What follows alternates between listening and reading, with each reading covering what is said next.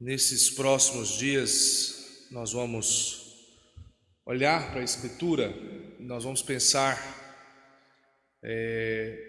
sobre o pensamento de governo e política, haja vista que nós temos aí uma eleição, né, e é dever de todo ministro presbiteriano trazer à igreja justamente ensinamento bíblico acerca de o que Deus pensa acerca dos magistrados, acerca dos governantes, para que nós, como povo de Deus, possamos ter uma consciência madura, bíblica, sensata e sóbria para votarmos.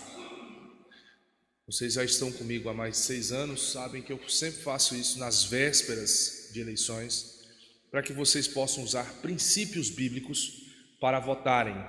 Não irei defender candidato A, B ou C, nunca fiz e não irei fazê-lo. Não permitirei as paixões políticas tomarem conta dos nossos corações neste momento. Nem mesmo permitirei que haja uma visão idólatra do assunto. Mas nós olharemos para a Escritura e veremos nela os princípios bíblicos e compete você, como cristão, com a sua consciência, medindo através da Escritura, comparar os candidatos, tá? Mensurem os seus candidatos à luz da Escritura e dos princípios que serão ensinados. E isso nos cultos, tá? No ensino da escola dominical, nós trataremos sobre família, ok? Então, nesses últimos 3 domingos antes da eleição, eu vou falar sobre política. E até vou pedir, aliás, eu vou falar só sobre 2 domingos, né? Porque no último, o presbítero Tiago que vai falar, tá? Então, eu vou falar em 2 domingos, esse no próximo, e o presbítero Tiago vai falar no último, ok? Então, os irmãos, fiquem atentos, observem, usem isso, tá? Sem paixões, mas biblicamente, o que nós devemos fazer. Romanos capítulo 13. Romanos capítulo de número 13. Romanos 13.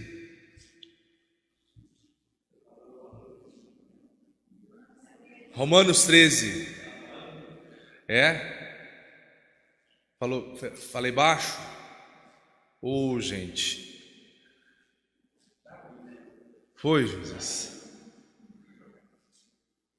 Tá, deixa eu te ajudar um pouco aí, Josias. Pedro Neto, joga um pouco mais de volume geral aí. Geral. Não, no vermelho, no botão vermelho, e nos 2 do lado dele, aqui, ó, do lado de cá. Geral, no volume geral da mesa. Isso, joga, isso, aí, tá bom. Romanos, capítulo de número 13. Não, baixa um pouquinho, deixar da microfonia. Romanos, capítulo 13. Todo homem esteja sujeito às autoridades superiores, porque não há autoridade que não proceda de Deus, e as autoridades que existem foram por ele instituídas, de modo que aquele que se opõe à autoridade resiste à ordenação de Deus, e os que resistem trarão sobre si mesmos condenação. Até aqui, vamos orar?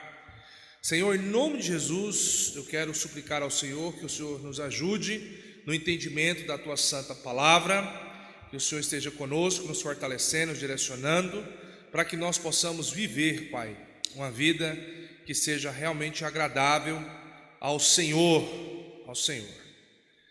Deus, que o Senhor conduza, Pai, nossos corações, conduza as nossas vidas à luz da Tua palavra e nos dê o discernimento. E que a Tua igreja, Pai, a Tua igreja seja uma igreja bíblica, que nesse momento decisivo, mais uma vez, da nossa nação, nós possamos usar a palavra do Senhor como meio para a tomada de decisão Deus, que a palavra do Senhor conduza os nossos corações, para a glória do teu nome, em nome de Jesus. Amém, Pai. Somente Deus sabe o que pode acontecer nos próximos dias, meus irmãos. Somente Deus sabe o que pode acontecer nos próximos dias. Isso é fato. Isso é fato. Então, nada do que nós vamos dizer aqui tem a intenção de ditar a você como você vai votar, indicar para você alguém que você vai votar, mas sim apontar perspectivas que parecem ser muitas vezes negligenciadas, perspectivas que muitas vezes a gente não olha, e que muitas vezes nós como cristãos pecamos como povo de Deus por negligenciá-las. Pecamos. Na verdade, eu acredito que um sermão como esse, uma pregação como essa, ele já vem até mesmo de forma atrasada na vida da igreja. Porque a gente, como pastor, fica perplexo com a aceitação de tantos cristãos que olham para candidatos e consideram relevante ou irrelevante eles, por exemplo, lidarem com a porneia, por exemplo, a imoralidade sexual, e isso seja normal.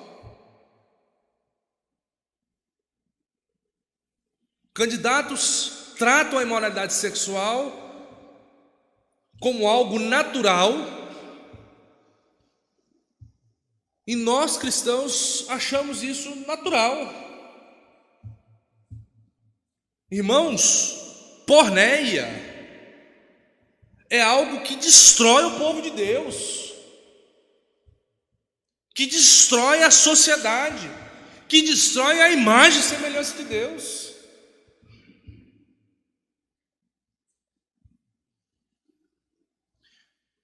Jactância impenitente, a lazoneia, no grego, é outro pecado. Jactância, irmãos, é outro pecado que está na boca desses candidatos, muitas vezes, na vida deles.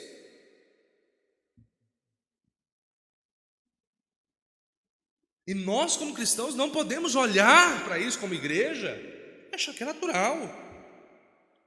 Vulgaridade, axorologia, no grego,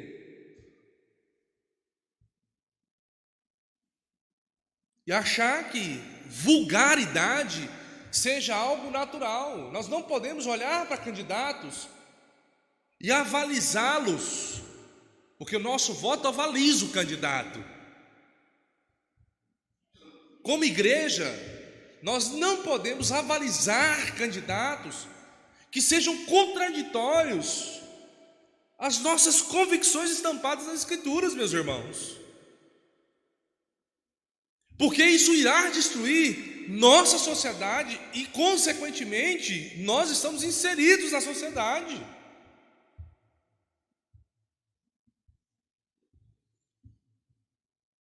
Faciosidade,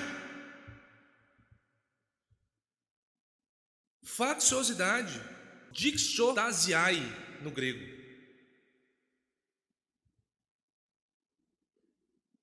Indivíduos facciosos, divisionistas, criadores de divisão, que dividem a nação, que dividem as pessoas, facciosos, tumultuam o povo de Deus, tumultuam a nação, segregam ela.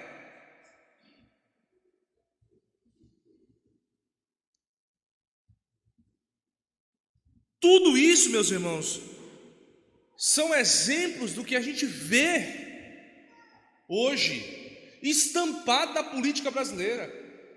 Exemplos tóxicos. e que são coisas tóxicas. Mas vai além. Há indivíduos que estão com as suas políticas endossando a matança de bebês, a troca de sexo, a limitação da liberdade, o excesso de políticas socialistas e, por que não dizer, comunistas, que são mortais para a sociedade. Porque a gente já viu elas falharem em outras circunstâncias, em outros contextos históricos. Veja a Alemanha nazista, veja a Itália de Benito Mussolini,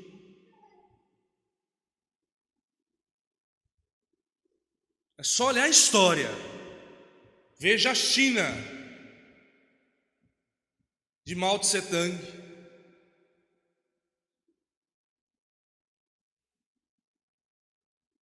são teorias e teses, são doutrinas que destruíram a imagem e semelhança de Deus, onde elas se apoderaram.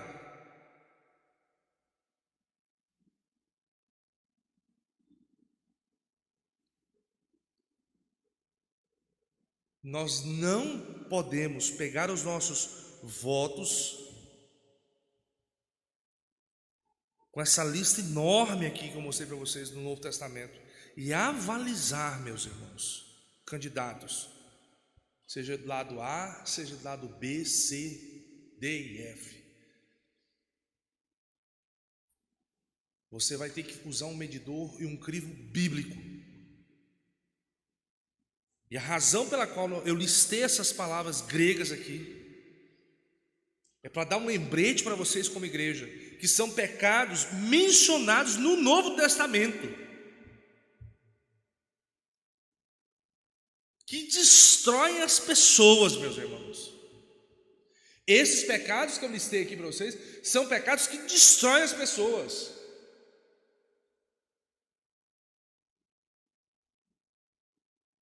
Eles não são apenas mortais, eles são mortais para sempre. Eles levam à destruição eterna. Você quer ver isso? 2 Tessalonicenses, abra lá para você ver. São pecados que destroem a pessoa para sempre. Sim, meu irmão.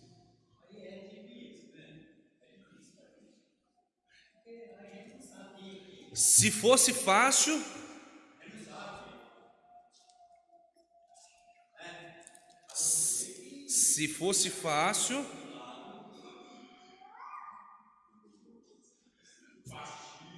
vamos discutir depois. Vamos conversar depois da pregação. Depois da pregação a gente conversa. Abre lá. 2 Tessalonicenses, capítulo de número 1, versículo de número 9.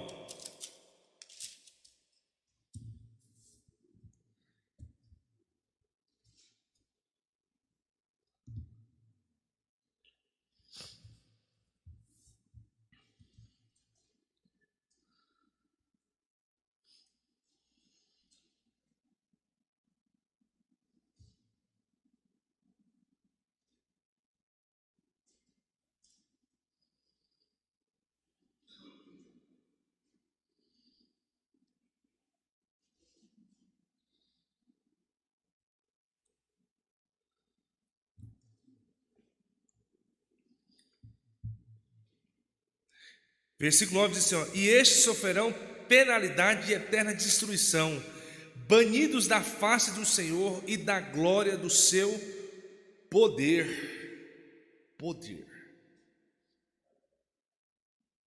São pecados que destroem não apenas mortalmente, mas eternamente. E a igreja não pode, meus irmãos, ser avalista do pecado. A igreja é a consciência do Estado. A igreja não pode se lambuzar. O papel da igreja papel da igreja é ser consciência do Estado. Deixa eu falar um pouco então sobre as pessoas nesse processo. O perdão por meio de Cristo Jesus, meus irmãos, é sempre possível onde há arrependimento, meus irmãos. E deve ser uma confiança infantil, ou seja, aquele apego entregue a Cristo Jesus. É um arrependimento humilde, ausente de pecados que os condenam.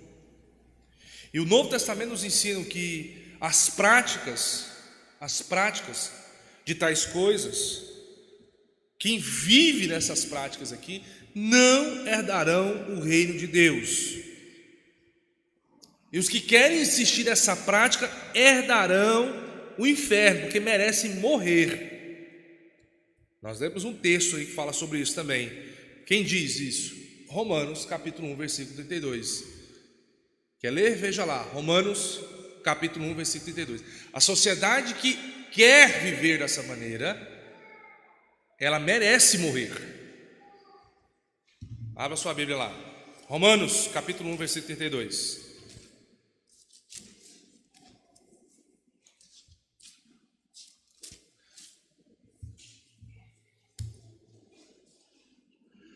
Então, ou nós, como igreja, apontamos o caminho e não concordamos, ou se nós nos entrelaçarmos com isso e concordarmos com isso, e avalizarmos isso e acharmos que é bom isso,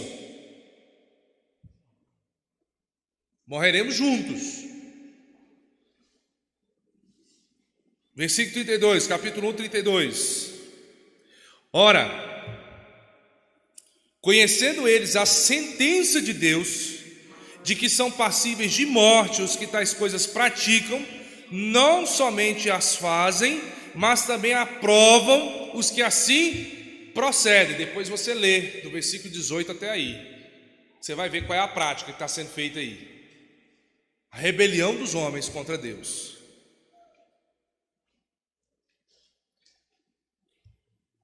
Então, o que você pode dizer? E daí, pastor? Ou rejeitar Jesus. Rejeitar Jesus leva à morte. E se você está disposto a votar em um não cristão, e supondo que haja sobreposição suficiente, retidão bíblica suficiente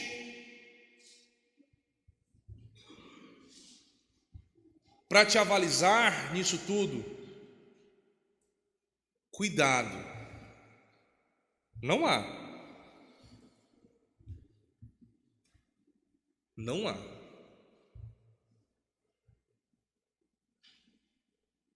Nós vamos ter que aprender e entender. E agora já respondendo a pergunta do nosso irmão Josias, que ficou impaciente. E que bom, meu irmão, a pregação faz isso mesmo, ela deixa a gente impaciente e inquieto com a situação. Irmãos, é que não há melhores no contexto brasileiro. Cristão no Brasil, infelizmente, tem que entender que os modelos que estão diante de nós são extremamente fracassados.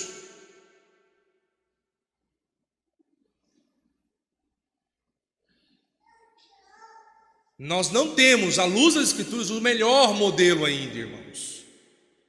Nós precisamos lutar bravamente como igreja para erguer o modelo. Nós não podemos ausentar do campo ainda, meus irmãos. Porque olhando para a ética das Escrituras, olhando para as Escrituras, meus irmãos, estão muito aquém daquilo que nós esperamos. É por isso que não podemos abraçar os modelos que estão aí e falar são maravilhosos demais. Infelizmente, meus irmãos, votamos no menos pior. No Brasil. Esse é o seu medidor. Não fique pensando que você vota naquilo que é maravilhoso demais. Não! É o modelo menos pior. É um pouquinho menos danoso, mas são modelos fracassados perante o modelo das Escrituras. O modelo ideal, meus irmãos, é o da Escritura. E é porque a igreja se afastou do campo, é que a gente está tendo que fazer isso. Portanto, eu reitero o meu chamado para que nós retornemos para o campo. Nós precisamos retornar para o campo de batalha da vida pública, para que a gente não fique sendo governado por menos piores, mas daí a gente abraçar os menos piores, como se eles fossem os melhores, os maiores, não são, meus irmãos, é de envergonhar. É de envergonhar. É de envergonhar.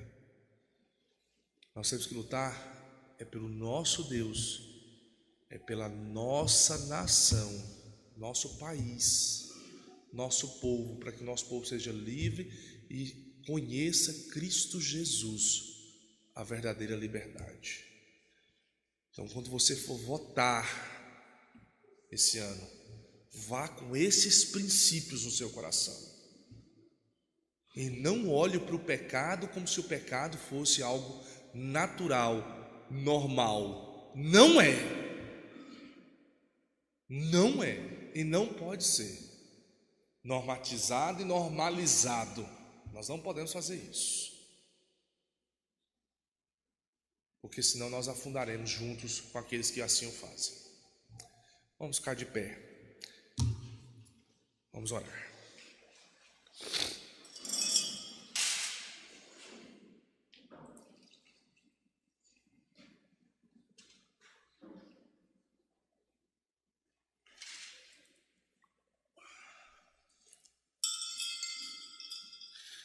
Senhor, eu quero colocar as nossas vidas diante de Ti, Pai. Pedir ao Senhor que o Senhor nos ajude, para que nós sejamos uma igreja madura, uma igreja amorosa, uma igreja sábia, uma igreja, Pai, em nome de Jesus,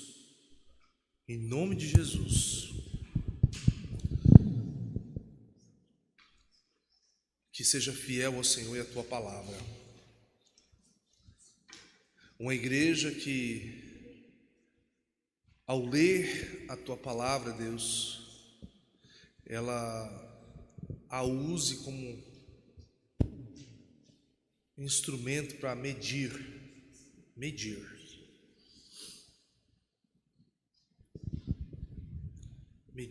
aquilo que ela vai entregar votos, e que ela não seja avalista, Pai, avalista de planos perversos, de planos que destroem a imagem e semelhança do Senhor, que é o homem, mas que ela, Pai, possa ser bíblica, que ela possa ser a consciência do Estado. E Deus, que nós não possamos, Pai, crer que esses modelos que estão diante de nós sejam os modelos ideais. Não, os modelos ideais ainda estão por vir.